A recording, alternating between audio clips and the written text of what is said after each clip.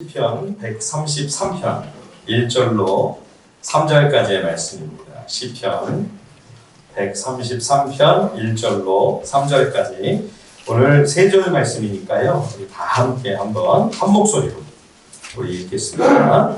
성경이 없는 분은 앞에 화면을 봐주시면 되겠습니다. 1절로 3절까지의 말씀 다 함께 한 목소리로 읽겠습니다. 시작! 보라, 형제가 연합하여 동거하니 어찌 그리 선하고 아름다운고 머리에 있는 보배로운 기름이 수염 곧 아론의 수염에 흘러서 그의 옷깃까지 내림 같고 헐몬의 이슬이 시온의 산들에 내림 같도다. 거기서 여호와께서 복을 명령하셨나니 곧 영생이로다. 아멘. 우리 지전사님 행복한 날들, 행복한 동행이라는 제목으로 말씀 주실 때 큰 은혜 주실 줄 믿습니다. 우리 뜨거운 박수로 환영합니다.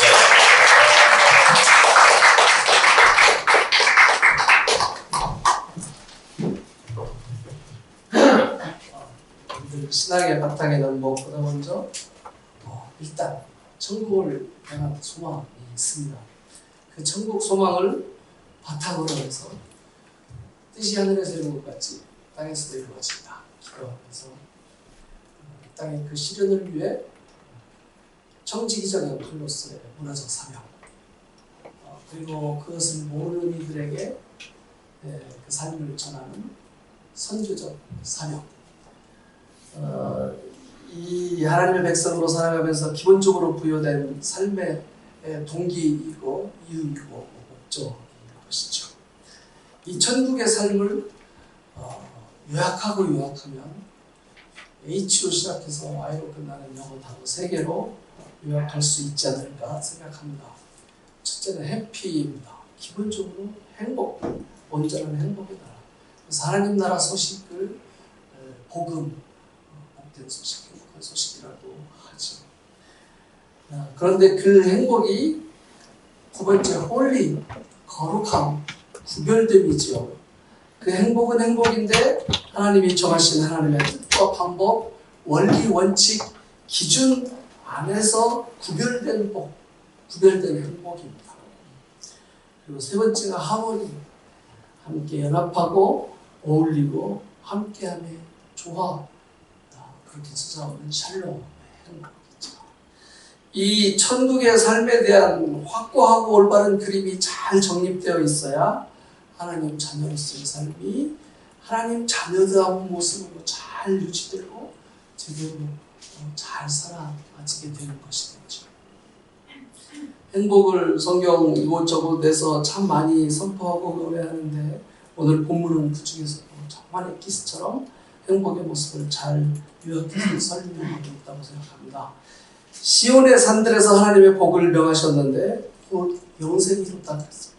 이 시온의 산들이 하나님의 백성들이 살아가는 땅입니다.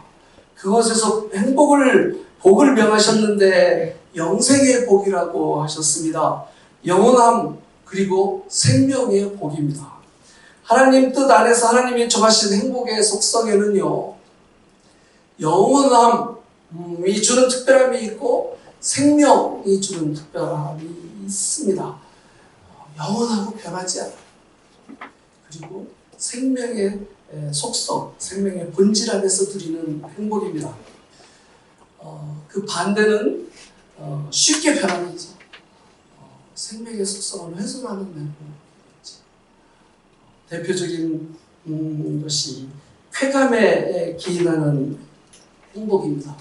이 쾌감을 통한 만족과 행복이 분명히 있는데 그 특징이 휘발성, 그만입니다. 그리고 부작용입니다. 다른 어떤 면에서보다 부작용을 일으켜요. 콜라를 마시면 목마름을 해결해주는 만족을 약간의 행복감을 주지만 금방 목마르고 오히려 더 목마르고 다른 어떤 부분에서보다 부작용을 잡고 있다. 이를테면 그런 거죠. 우리가 많은 사람들이 불행의 감정을 느낀다고 할 때 그 감정의 뿌리를 잘 보면 불쾌감인 경우가 많습니다. 뭔가로 인해 자존심이 상해요. 이거 불쾌한 겁니다. 그때 이것 때문에 불행하다 생각하면서 그 반대쪽으로 달려가서 그것이 채워지는 것이 불쾌의 반대니까 쾌감입니다. 그래서 이 행복의 향기와 모습을 살짝 담고 있지만 이 휘발성 부작용 그대로 똑같이 담고 있어요. 금방 사라져서 또 또 그리고 다른 뭔가 다른 면에서 생명력이 훼손되면서 부작용을 일으켜요. 그것 때문에 잃어버리는 것들이 많이 있어요. 지난번 이 설교에서 제가 예레미야 2장 13절을 같이 좀 외우시자 말씀을 드렸는데 내 백성이 두 가지 악을 행해 생수의 근원인 나를 버리고 스스로 엉덩이를 판 것인데 그것은 그 물을 저장, 그 물을 담지 못할 터지는 터지는 바로 그런 것이죠. 채워지는 것 같지만 그냥 항상 사라지고 그 담지 못할 그 터진 웅덩이에 담지 못할 것이라고 이야기하는 생수 거기에 생명력이 온전히 작동되는 온전한 행복을 이야기하는데 그것을 자꾸 잃어버린다는 것이죠. 그 온전한 행복이 형성되는 과정을 오늘 읽으신 본문은 두 가지 비유로 설명하고 있습니다. 첫째는 머리에 있는 보배로운 기름이 아론의 수염에 흘러서 옷깃까지 흘렀다. 머리에 기름 부음을 받는 것은 제사장들에게 행해진 의식이었습니다. 보배로운 기름은 거룩한 기름이요 하나님께서 구별해서 제사장에게 부어주신 구별된 기름입니다. 그것이 머리에 부어져 수염에 흘러서 옷깃에까지 흘러넘치는 것입니다. 그 거룩하게 구별된 임재하심의 은혜가 옷깃에까지 흘러넘치는데 당시 제사장은 이스라엘 하나님 백성 12지파의 그 이름을 흉배에 붙이고 그 모든 하나님의 백성에 함께 나누어지는 두 번째 비유는 헐몬의 이슬이 시온의 내림 같다고 했습니다. 헤르몬산은 이 지중해 연안에 그 팔레스타인 북방에 있는 거룩한 산 성산이라고 불리는 백두산보다 약간 높은 산입니다. 지중해 습한 바람이 이 헐몬산에 부딪히면 상승 기류를 타고 하늘에 오르면 하늘의 찬바람에서 구름이 되고 그것이 가랑비가 되어 쏟아지는데 헐몬산 위에만 내리는 게 아니라 회전 기류를 타고 근처 시온산 하나님의 백성들이 거주한 시온산에까지 다 내려서 농사를 비옥하게 지을 수 있게 되고요. 그 영향력이 미치지 않는 조금 벗어난 아라비아 이라크 지역은 사막 지역, 광야 지역이 되는 것이죠. 이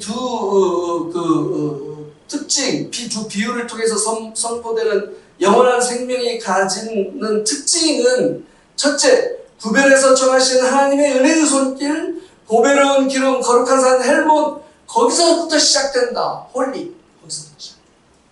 그리고 둘째, 그 은혜가 함께함의 나눔을 통해서 흘러서 함께 공유되어지며 함께 나누어진다. 하모니. 그렇게 하나님의 뜻 안에서 이루어지는 영원한 생명의 복을 설명하고 있습니다. 여기서 중요한 것이 요즘 이 생각을 많이 하는데 이 순서가 정말 중요하다는 것입니다. 먼저 홀리 이게 이 땅의 기반처럼 집안을 잘 형성하는 겁니다.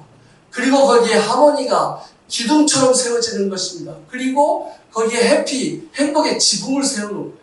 근데 보통 행복에 지붕을 집중합니다. 지붕 보기 좋잖아요. 멋지게 지어놓고 와 하고 이야기하는데 집안과 기둥이 제대로 형성되어 있지 않으면 그 지붕을 붙들고 서 있는 건 너무 힘들고요. 세워져 있다고 하더라도 다른 영향력, 바람이 불고 조금 땅이 흔들리면 비가 오고 상황이 좀 여의치 않으면 그냥 부러져 내리는 거예요. 하모니 연합의 기둥도 먼저 기반이 먼저입니다. 이 순서가 정말 중요해요.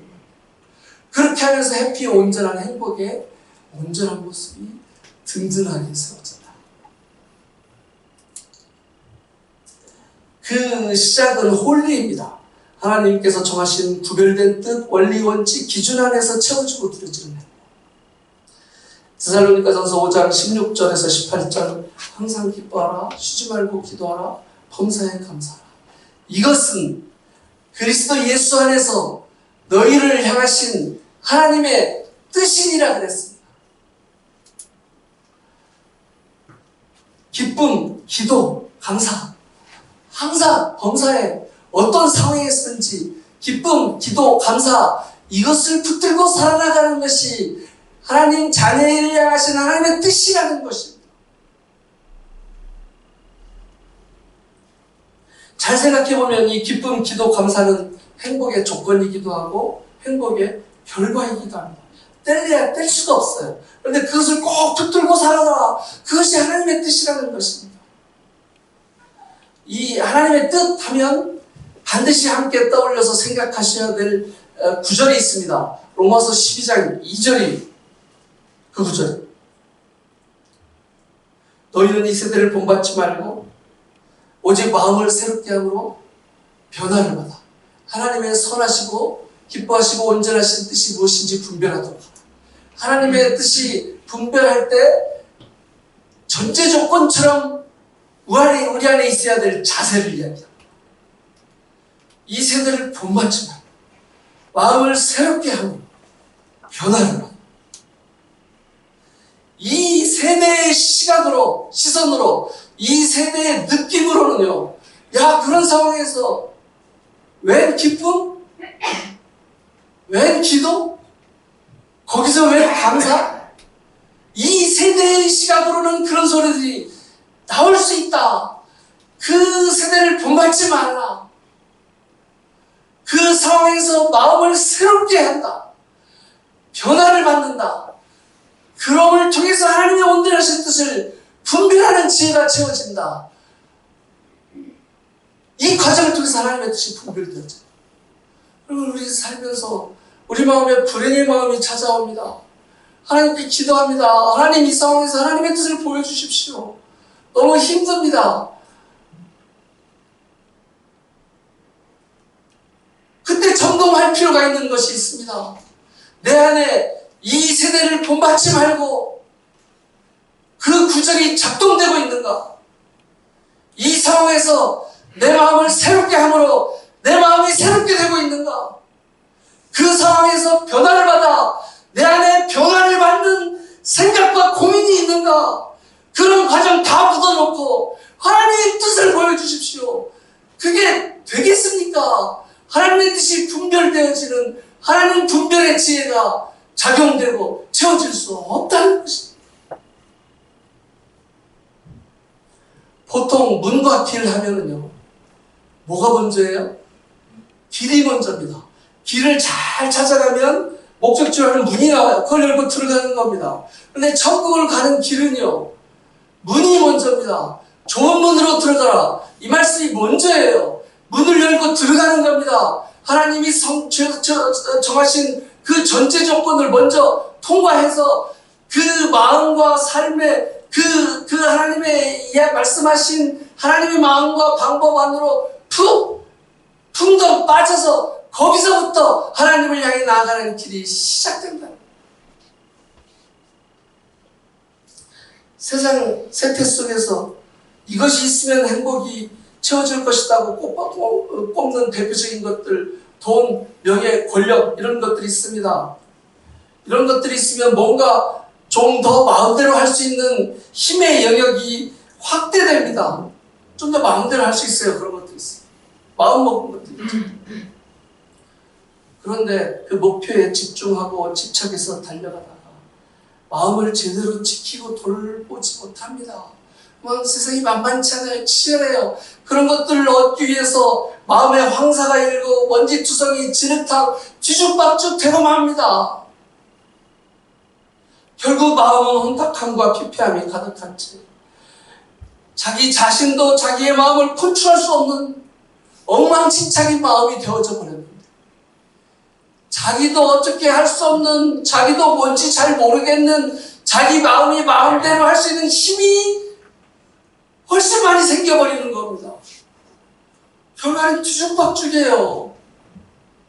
행복하지 않습니다. 자기도 모르겠어요. 뒤죽박죽. 그리고 그 마음대로 할 수 있는 힘을 사용하니까 다른 주변 상황도 사람들도 뒤죽박죽 엉망이 되고 맙니다.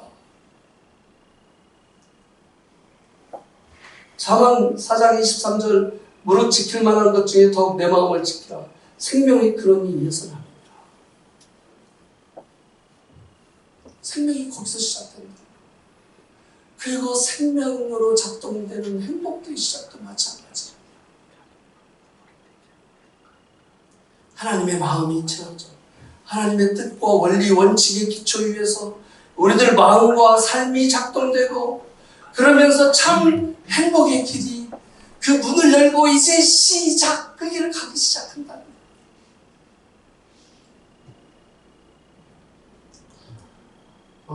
지난번 설교 마치고 용성욱 장로님께서 요즘에 마술을 하느냐? 제가 가족 수련회 가서 마술을 몇 번 했거든요. 마술 한 번만 해달라. 그 눈빛이 너무 진심이에요. 제가 수련회에서 마술하다가 한번 실패를 했거든요. 그 후로 마술길을 떠나. 홍성욱 장로님 지난번 설교 그 간절한 눈빛 때문에 제가 오늘 마지막 한 번 딱 하고 마지막 한 번 하고 이 세계를 떠나겠습니다. 마술이 아니고 그 시청각 설명이에요. 우리들 마음과 삶에 하나님께서 주시고 싶은 하나님의 뜻이 있습니다. 하나님의 뜻. 이걸 우리한테 전해주시고 싶어요. 그래서 이걸 전해주시기 위해서 시도를 하시는데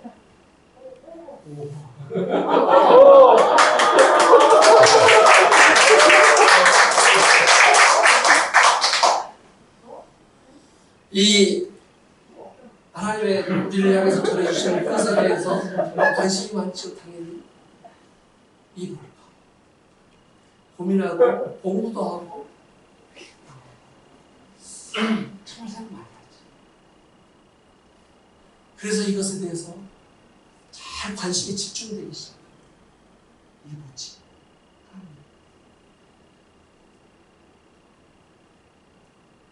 요거에 대해서 정말 많이 생각하고 정말 중요해요. 근데 정말 중요한 것은 이 다음입니다. 이 하나님의 뜻, 하나님의 생각, 우리 마음, 우리 삶 안에 들어와서 그것이 하나가 됩니다.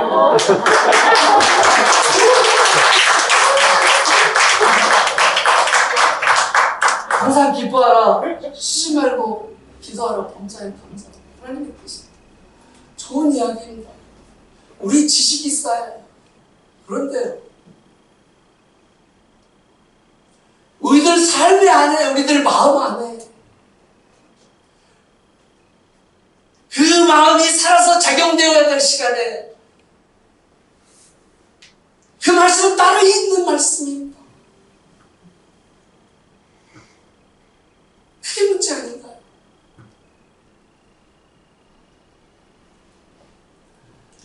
하나님의 뜻, 하나님의 마음이 우리들 마음, 우리 삶 안에 들어와서 걸음걸음 걸어가는 그 상황 속에서 살아서 우리 안에 하나로 작용하고 있는 것. 이 고민이 정말 있었으면 좋겠습니다. 그 길 가운데 하모니 그 길을 함께 가라 하나님은 말씀하십니다. 하나님 세상 지으시고 다 좋다 하셨습니다. 너무 좋다. 근데 한 가지 그 말씀을 유보하시는 대목이 있습니다. 혼자 있는 거, 이거 좋지 못하다. 그리고 가정을 지으시고 교회를 세팅하시고 여러 형태의 연합하고 함께함의 모습을 통해서 하나님의 뜻이 이루어가지면서 그런 삶의 모습을 살아가야 된다고 당부하고 강조하십니다. 오늘 읽으신 본문의 말씀도 마찬가지. 함께 이 길을 가. 함께 가는 어울림과 멋진 동행을 위해서 우리한테 필요한 것 어떤 자격, 어떤 조건이 있을 수 있습니다. 제가 이번 주 이 동행에 대해서 묵상하면서 한 장면을 떠올려서 생각하게 됐습니다. 우리 주님께서 겟세마네 동산에서 십자가 죽음을 앞두시고 그 절대절명의 순간에 하나님 앞에 나가십니다. 하나님의 뜻을 구하면서 마음을 추스리시면서 마지막 결단을 하는 그 단호한 시간에 베드로와 두 제자를 데리고 갔습니다. 이 장면 떠올려 생각하면서 그때 그 주님의 마음이 어떠셨을까 생각해보니까 너무 감동적입니다. 가슴이 뭉클해요. 이 사람들 베드로 조금 있으면 예수님을 부인할 약한 사람들 있잖아요. 못난 사람들이잖아요. 우리 주님 그거 다 알고 계셨잖아요. 그런데 그들과 함께 가시면서 내 마음이 고민하면 죽게 됐다 그 마음을 나누시고 깨어서 기도해달라 그 함께 그 마음을 의지하시고 마음은 원이로도 육신이 약하구나 그들의 약한 마음을 헤아려서 보듬으시면서 그 시간을 함께 하시고 와서 얘기하고 또 가시고 와서 얘기하고 또 가시고 와서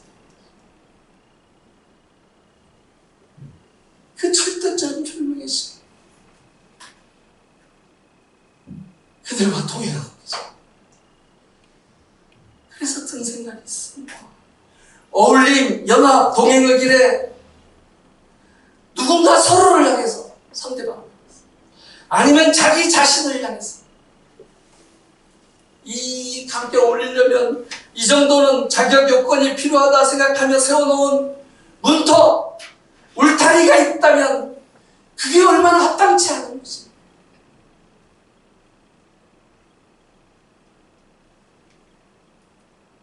주님은 그들과 함께 하십니다. 우리 모습이 연약해 빠졌다면 주님은 그래도 나와 함께 하실 주님이십니다. 우리 스스로 그런 것들을 잘 합당치 않은 모습 아닙니다. 성경에서 멋진 동행의 관계하면 떠오르는 인물 다윗과 요나단이 있습니다. 사도행전 14장 보면 사울이 40년간 왕으로 통치한다고 했습니다. 사무엘상 13장 1절 사울이 왕이 된 지 2년에 요나단이 블레셋 전쟁에 투입됩니다. 그 40년 통치 기간 중에 처음 2년 차에 요나단을 블레셋 전쟁에 투입합니다.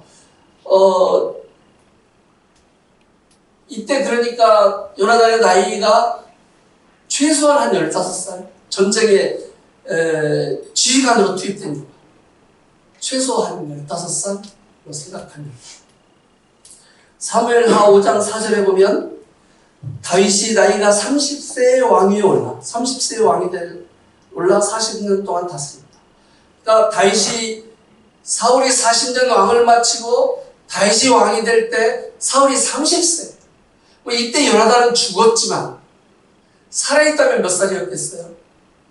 사울왕 2년 차에 15살이라 치면 그 후 38년이 흘러서 다윗이 왕이 되니까 15 더하기 38 53세 최소한. 이때 다윗은 30세. 나이 차이가 몇 살이에요? 최소한 23. 계산 되죠? 그런데 진정한 우정의 모습을 가져. 나이 차이뿐입니다. 사람들이 만나고 모이면 다들 너무나 다르고요. 너무나 다양해요. 처지와 상황이 다르고 강점, 장기, 성향이 다 달라요. 정말 다양해요. 이런 다양함들은 비교의 대상이 아니라 그냥 각자 다른 것입니다. 그 중에 머리 좋은 사람이 있죠. 누가 머리 좋아요? 수능 점수 잘 받으면 일단 머리 좋다고 하죠. 수학 잘. 이 머리 중에 수학 잘하고 수능 점수 잘 받기에 필요한 머리는 머리 중에 이 두뇌 중에 어느 한 부분입니다. 누가 마음이 따뜻해요. 그래서 마음이 따뜻한 사람은 어디가 좋아요? 따뜻한 마음으로 어떤 행동을 하고 어떤 선택을 하고 결정을 하는 그 결정을 머리에서 판단을 해서 지시를 내리고 그것을 실행하는 거예요. 그 영역의 머리가 너무 좋아서 인내 잘 참는 사람 어디가 발달되어 있어요. 다른 사람들은 그 상황에서 참지 못하는데 너는 여기서 참으라. 그 판단을 해서 결정을 해서 지시를 내리는 머리의 어느 한 부분이 너무나 발달된 사람. 머리 좋은 사람. 창의성, 상상력. 어떤 사람은 많은 사람들이 모여서 여러 가지 역할 때 유난히 역할을 그 역할을 뭐가 합니까? 머리로 그런 생각을 해서 그런 역할을 하는 것들을 판단해서 행동하게 해요. 머리 좋은 사람.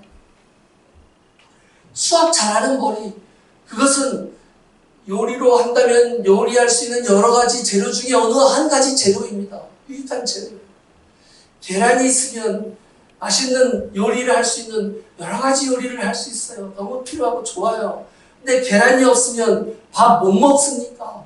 계란 말고 다른 걸로 해서 먹을 요리들 많잖아요. 그걸로 해서 맛있게 먹잖아요. 한 재료가 있거나 없거나 부족하면 그 재료에 맞게 만들 수 있는 다른 재료들, 그 재료가 정말 다양하게 다른 모습으로 주어지는 것이죠. 이 세상에게도 우리들 인생에 살면서 많이 듣게 되는 삶의 이치 중에 맞기는 맞는 말인데 서로 상충하는 두 가지 이치가 있습니다. 자기의 가장 부족한 자기 약점을 잘 보완하면서 하는 겁니다. 그게 독이 됩니다. 다른 얘기는 자기에 있는 강점을 극대화해서 살아야 됩니다. 그게 실력이다. 둘 다 맞는 말인데 상충이에요. 그리고 세상이 점점 복잡해져 가니까 강점, 약점이 될 수 있는 요소들도 점점 많아요. 어떻게 하면 살아요? 이 청소년 어떻게 그 영역에 대해서 대처하면서 살고 계세요? 생각에는 이렇습니다. 아마 생물 시간에 배우셨을 거예요. 니비히의 최소량의 법칙이라는 게 있어요. 나무 조각을 이어서 물통을 만들어요. 그럼 이제 물통이 높이가 좀 다른데 여기에 물통에 물을 닿으면 이 물통의 역할, 물을 담을 수 있는 물통의 양은 그 나무 조각들 중에 제일 높이가 낮은 것에 의해서 물통의 그 기능이 결정된다. 물이 그걸 통해서 줄줄 다 새버립니다. 그러니까 우리들 내 건강한 상태는 우리들의 비타민 중에서 가장 많은 섭취된 많은 것이 아니라 가장 부족한 비타민에 의해서 우리 건강 상태 결정된다 설명하는 그런. 근데 우리들 삶에 이것 때문에 내 삶이 참 어려움이 있다. 이게 필요할 것 같다. 그래서 그걸 막 신경 써서 보완을 하다 보면 이게 약점이라고 생각합니다. 다른 곳에서도 줄줄 써요. 이것도 필요한데 이것 때문에 안 되겠는데 그거 신경 쓰다 보면 이게 또 필요하고 저것도 필요하고 왔다 갔다 그것들을 채우다 보니까 자기의 강점은 다 약화되고 말고 이도 저도 아니고 하향평준화 그냥 두생만 갖춘 물통이 되고만.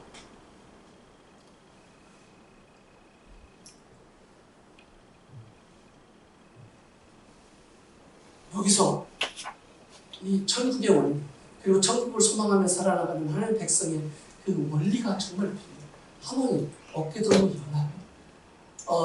내가 잘하는 모습을 통해서 나를 잘 훈련시키고 강건한 모습으로 내가 좋은 나무 조각이 되고 내가 약한 다른 부분들을 잘할 수 있는 사람들과 함께 같은 마음으로 어깨동무 연합해서 같이 힘을 모아서 그 물통이 물을 가득 담아서 그 물로 서로 나누어 마시면서 의연하게 뚜벅뚜벅 우리의 인생을 그러나 실력을 잃어버리지 않고 살아갑니다. 이 피폐한 소설에서 그 경쟁 시절에서 경쟁을 쫓다가 마음 다 피폐해지고 무너지면서 달리게 하는 사람들 틈에서 하나님의 원리와 마음을 지키면서도 그러면서도 뚜벅뚜벅 살아납니다. 이걸 못하는 이유는요. 내가 잘하는 높은 나무 이 조각을 대줘서 물통을 만들어서 물을 담았는데 저쪽 약속받은 상대방이 물 다 파먹고 삭 해서 내가 먹으려고 하니까 삭 도망가 버립니다. 그럴까봐 못 믿는 겁니다. 이용당할까봐. 그래서 조금 하다가 눈치 보고 테스트하고 검증하고 그러면서 살피느라 더 복잡해요. 에이, 내가 혼자 불통 만드는 게 차라리 낫다. 못난 모습 아닙니까? 하나님의 백성들, 하나님을 향해서 소망을 가지고 그 안에서 같은 뜻을 가지고 살아가는 사람들이요. 같이 모여서 각자 다른 장점들을 가지고 연합해서 모여서 그 마음들로 어깨동무 같이 모여 그 물통을 튼튼하면서도 높은 물통을 만들어서 물을 가득 담아서 그 생수에 머리에 흘러 목기까지 넘쳐 헬몬산에 떨어져 시온까지 넘쳐서 함께 나누어 행복한 삶을 살아. 하나님께서 이 세상 식물과 동물들 각양각색의 모양과 특징을 가지고 얼마나 다르고 얼마나 다양합니까? 정말 그렇게 다양하게 지었잖아요.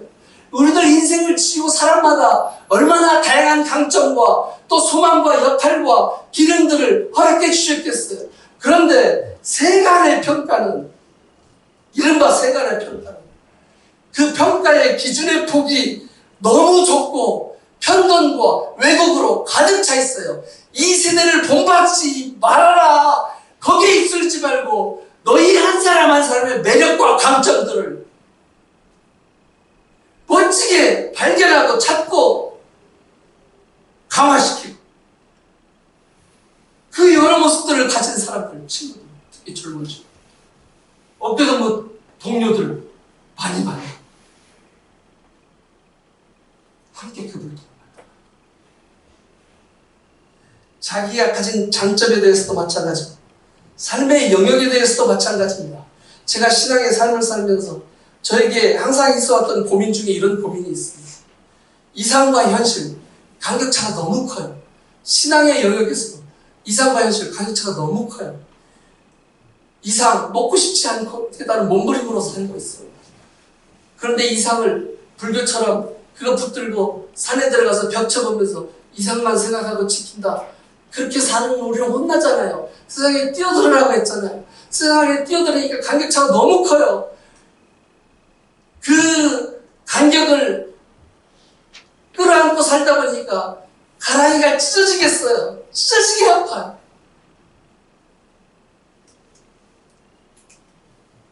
그러면서도 감당을 못하겠어요.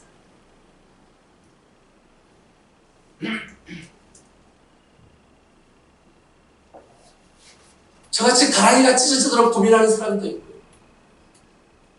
많은 사람들의 경우 이렇습니다. 이상을 생각하면 이상 쪽으로 왔다가 현실을 보면 현실로 뛰어갑니다. 그러다가 이상을 잃어버리는 것은 이상 쪽으로 왔다가 갔다가 지쳐버리고 맙니다. 그래서 그 어느 언저리에서 타협을 해버리든지 어쩔 수 없어. 아니면 포기하고 지쳐서 거기 주저앉아서 어쩔 수 없어. 교회의 그 언저리에 있는 사람은 그냥 그 어쩔 수 없어. 그 정도의 타협하고. 현실 안에 뜨는 사람은 현실이 이런데 어쩌라고 해서 그 언저리에 주저앉아요. 어떻게 해야 될까요?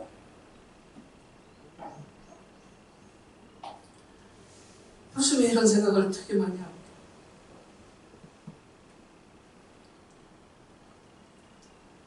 각자 삶에 주어진 상황의 포지션, 이 두 가지 폭을 끊임없이 고민하고 기도하고 그 부분에 있어서 한 마음을 가진 사람들이 함께 얻고동면하면서 그러면서 자기 삶의 역할의 포지셔닝 된 쪽에서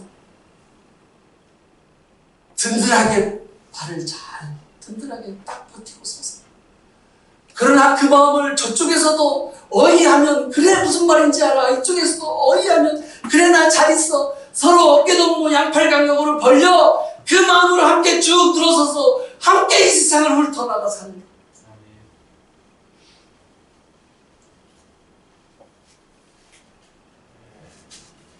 함께.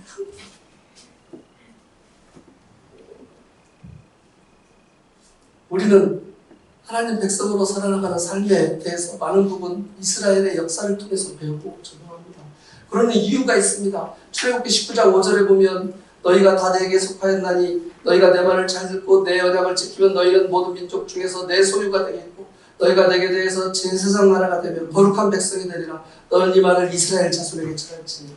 출애굽 이후에 하나님께서 이스라엘과 언약을 맺으십니다. 이 언약에 담겨진 네 가지 핵심이 있습니다. 하나님의 선택, 제사장 나라, 거룩한 백성, 하나님의 소유. 이 언약의 관계가 신약시대 그리스도를 통해 복음의 메시지로 우리한테 그대로 적용되고 이어집니다. 베드로전서 2장 9절 그러나 너희는 택하신 족속이요 왕같은 제사장들이요 거룩한 나라요 그의 소유된 백성이다. 그대로 우리에게 전해져서 적용됩니다. 그래서 우리는 구약시대 이스라엘의 모습을 열심히 공부하면서 하나님 백성으로 살아가는 삶의 그 이유와 이치와 뜻을 깨달아 적용하고 살아. 그 이스라엘 백성. 이 이스라엘이라는 이름이 처음 주어질 때 특별한 장면과 상황이 있는데 이 부분을 잘 묵상해 보면 여기에 하나님의 백성을 향한 하나님의 마음 중에 정말 가장 중요한 한 가지 중요한 초점이 잘 나타나 있어요. 야곱이 약속의 땅 베들레로 가는 길목에서 어려운 곤경에 처하게 됩니다. 야복강 강가에서 강을 건너면 형 에서를 만나게 되는데 과거 일 때문에 야곱은 형 에서를 만나는 게 너무 두렵습니다. 심히 두렵고 답답했다고 성경은 기록합니다. 소유와 가족들을 먼저 보내고 홀로 남았는데 하나님이 찾아오십니다. 밤새 씨름을 합니다. 이야기의 시작은 창세기 32장 24절입니다. 야곱은 홀로 남았더니 어떤 사람이 처음에 어떤 사람이라고 생각했는데 나중에 보니까 하나님이었어요. 그래서 나중에 그곳 이름을 브니엘 하나님의 얼굴 내가 하나님을 보았다고 이름을 짓습니다. 처음에 싸움 시작되는 문장의 주어가 어떤 사람이에요. 그런데 그 어떤 사람이 바로 하나님이었다는 겁니다. 그 어떤 사람이 먼저 다가와 그 하나님이 먼저 다가와 하나님이 걸어온 싸움입니다. 하나님이 싸움을 걸어오셨는데 결국 밤새 씨름하고 그 싸움의 마지막 판정이 네가 이겼다. 창세기 32장 28절 그가 이르되 내 이름은 다시는 야곱이라 부를 것이 아니요 이스라엘이라 부를 것이니 이는 네가 하나님과 네 사람들과 결로 이겼음이니라. 여기 이스라엘이라는 이름이 처음 등장합니다. 하나님께서 직접 붙여주셨어요. 결론은 그런 네가 야곱이 이겼다는 것입니다. 그러면서 이름을 붙여준다는 겁니다. 야곱이 승리. 그런데 그 결론 과정이 아주 이상해요. 정말 많이 이상합니다. 밤새 씨름하고요. 야곱이 끝까지 버티니까 천사가 환도뼈를 내려칩니다. 치명적 부상을 당한 환도뼈는 척추, 다리뼈 연결해주는 엉덩이 부분뼈에 힘을 지탱하는 중심 골격입니다. 그 중에 하나예요. 지금도 유대인들은 동물고기 먹을 때 이 야곱을 생각하면서 이 부분 힘줄을 먹지 않는다고 합니다. 이 부분이 유골되니까 이제 야곱은 제대로 걸을 수도 없게 되는데 그때 내려지는 판정이 자 야곱 네가 이겼다. 반전입니다. 완전 반전. 이 상황을 잘 연결해서 살펴보면 이런 이야기입니다. 야곱이 누군가를 찾아서 먼저 매달리며 시작된 싸움이 아니었다. 두렵고 답답해하는 야곱에게 하나님이 먼저 찾아오신 싸움입니다. 저도 건너가야 되는데 힘 좀 주십시오. 왜 지켜만 보십니까? 하고 그 매달리는 야곱이 누군가를 찾아서 먼저 매달려서 시작된 싸움이 아니었다.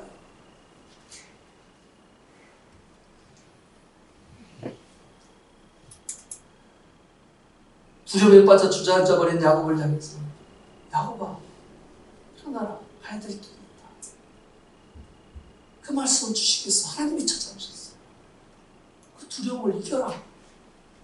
야곱은 아닙니다. 못하겠습니다. 버티는 이래야 그 앞뒤 내용이 맞아요.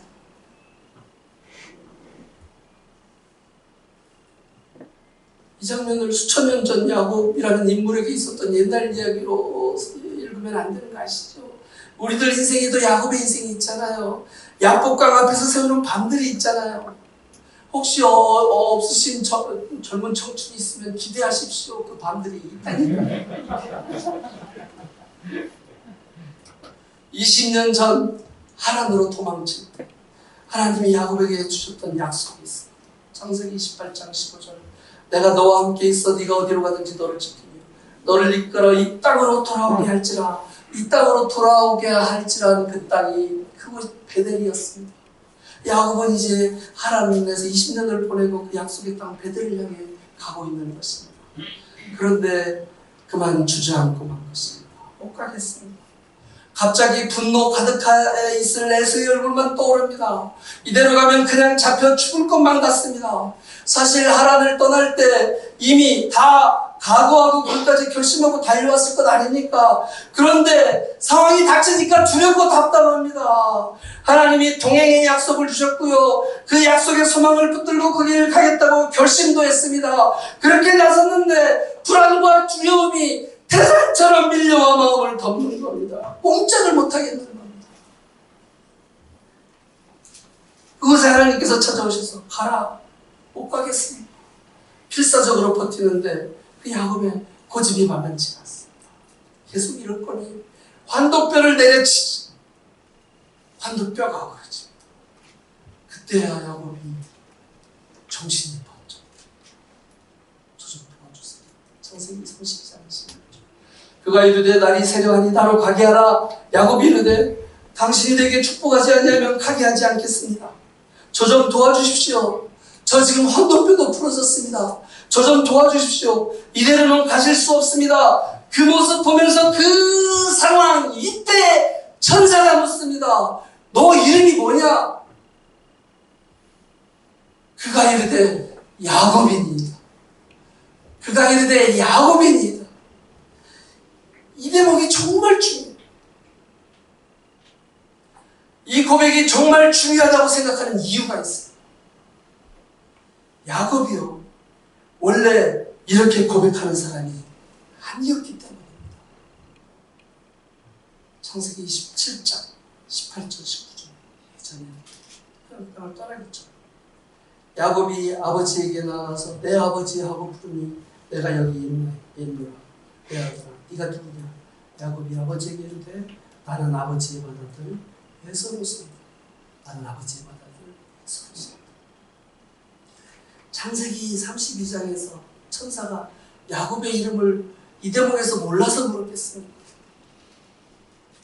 확인해서 듣고 싶은 이야기, 확인해서 깨우쳐 가르쳐주고 싶은 메시지가 있었던 것 아니겠어요? 야곱은 태어나면서 쌍둥이 형 에서의 뒤꿈치를 잡고 태어납니다. 이름의 야곱의 직접적인 뜻이 발 뒤꿈치를 잡다입니다. 야곱은 그런 상황, 그런 스스로의 모습에 만족하지 않았습니다. 야곱의 시각에서 볼 때 형에서는 맏아들로서 항상 당당하고 힘도 세고요. 겁침없는 모습으로 사냥을 해서 갖다 주면 아버지 이삭도 좋아했고요. 야곱이 가지지 못한 많은 것을 가지고 있어 보였고요. 야곱은 그런 형에서의 모습과 가진 것들이 좋아 보였던 것 같습니다. 어떻게든 그 좋아 보이는 것들을 자신의 것으로 만들고 싶다 하는 바람이 삶의 목표가 되고요. 어느 순간 그것에 사로잡힌 인생을 살아가고 있는 것을 보게 됩니다. 에서의 이런 뜻은 거칠다, 털이 많다입니다. 아마 처음부터 그런 모습을 가지고 태어난 것 같습니다. 에서가 사냥을 나간 사이에 눈이 많이 침침해진 아버지 이삭에게 야곱이 찾아가는데 에서의 옷을 몰래 꺼내 찾아입니다. 염소의 가죽으로. 에서는 털이 많았으니까. 에서의 가죽으로 에서의 거친 피부를 유장하고 에서에게 주어질 축복을 자신의 돛으로 가로차는데 드디어 성공합니다. 그때 네가 누구냐고 묻는 이삭에게 나는 에서입니다.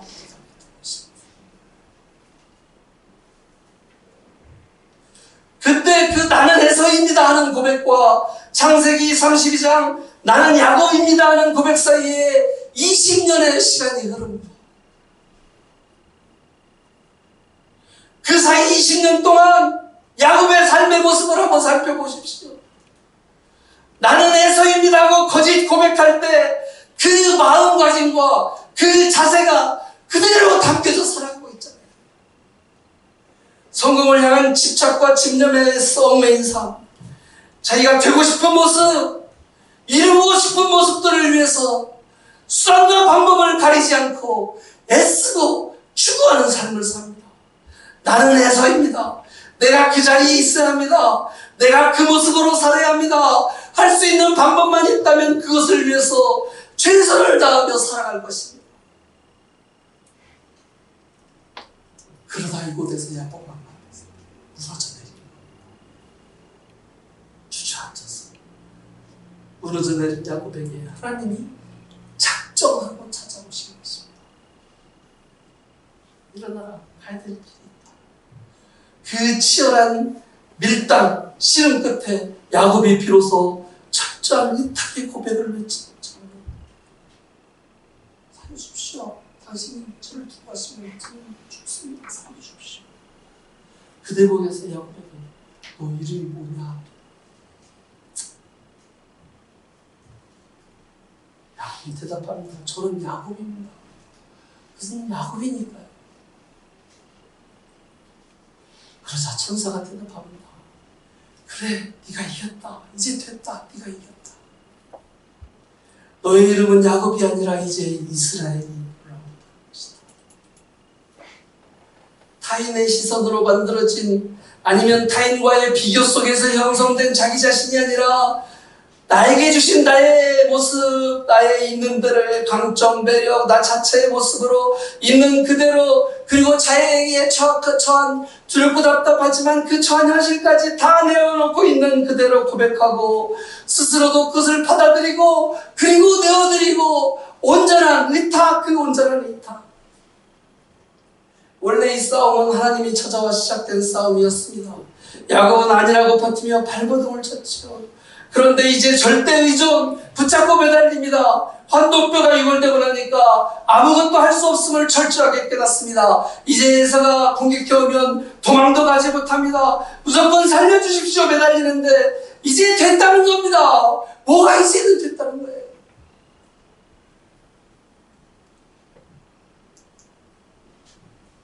이제 너의 이름을 이스라엘이라 하라.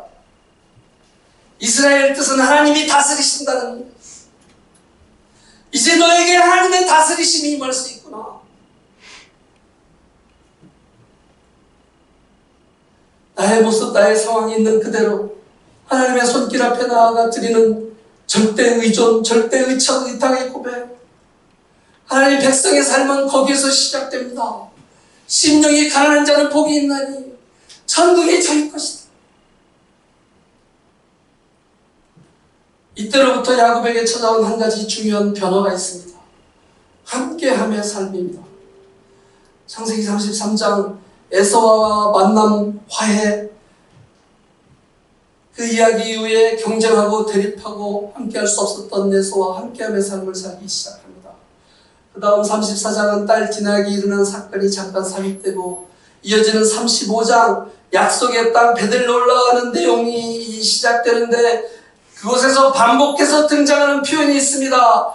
자기와 함께한 모든 자, 자기와 함께한 모든 자.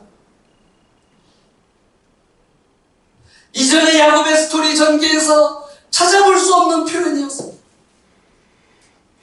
그전에는 항상 내가.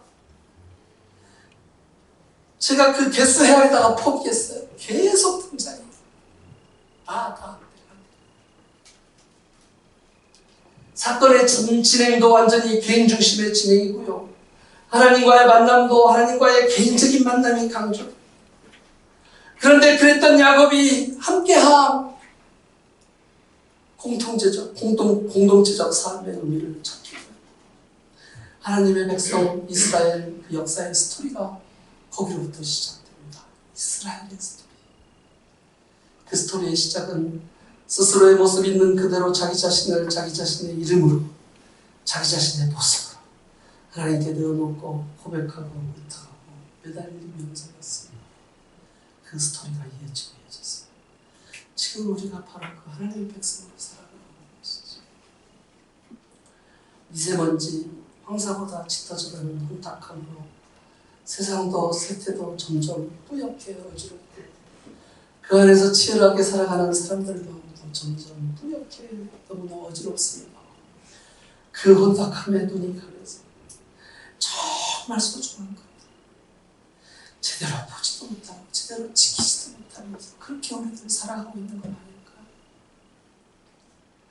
우리 주님께서 베드로를 인정하시고 품으시고 동행하시며 함께 하시는 것처럼 약한 모습, 못난 모습, 우리 스스로를 있는 그대로 우리도 믿고 인정하고 우리의 정체성, 자존감, 하나님 자녀로서의 정체성과 자존감 있는 그대로 하나님의 뜻 안에서 신앙인의 삶, 그 존재 자체로 채워지고 누려지는 참 행복, 그 마음과 삶의 모습들, 행복 찾기. 그리고 그 서로의 모습들과 서로의 힘을 보태고 올려 만들어가는 어울림의 조화와 동행의 길.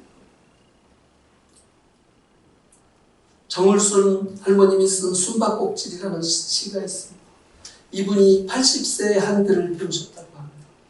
이런 시입니다. 5만 대의 한글이 숨었다는 걸 80 넘어 알았다. 나 호미 괭이 속에 기억 부침개 접시에 이응 달아놓은 꽃감에 히읗 제 아무리 숨어봐라 인자는 다 보인다. 평생교육진흥원 공모에서 최우수상을 받았다고 합니다. 우리 앞에 채워져야 될 하나님의 기도, 감사, 행복의 열쇠죠. 하나님의 뜻으로 우리 안에 담아주셔.